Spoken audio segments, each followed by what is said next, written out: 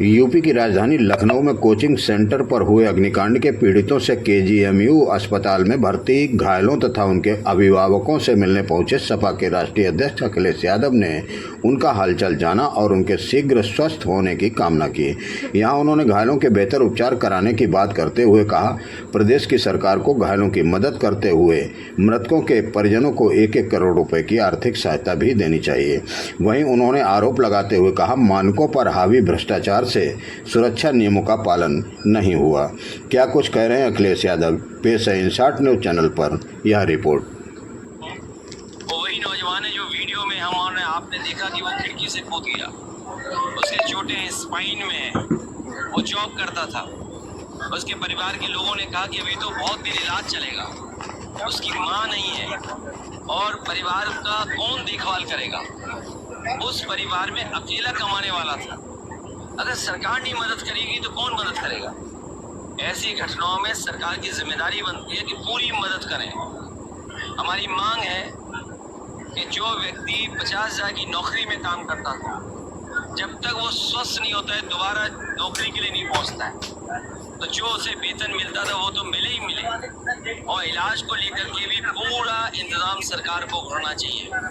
और जो मरने वाले जो बच्चे हैं, सरकार पे तो कौन कमी है खजाने की। सरकार को बड़ी मदद करनी चाहिए। और अगर सरकार 1 करोड़ भी मदद करती है, क्योंकि नई उम्र के नौजवान थे, 21, 22, 23, 24, 25 साल के थे, उनका भविष्य बनता, वो कल कुछ बन करके दिखाते। वो अपनी मेहनत से कुछ न कुछ कर रहे थे वहाँ, उन्होंने जान खोई, उनकी मदद होनी चाहिए। कम से कम सरकार को 1 करोड़ रुपए की उन परिवारों की मदद होनी चाहिए जिन्होंने की जान गई।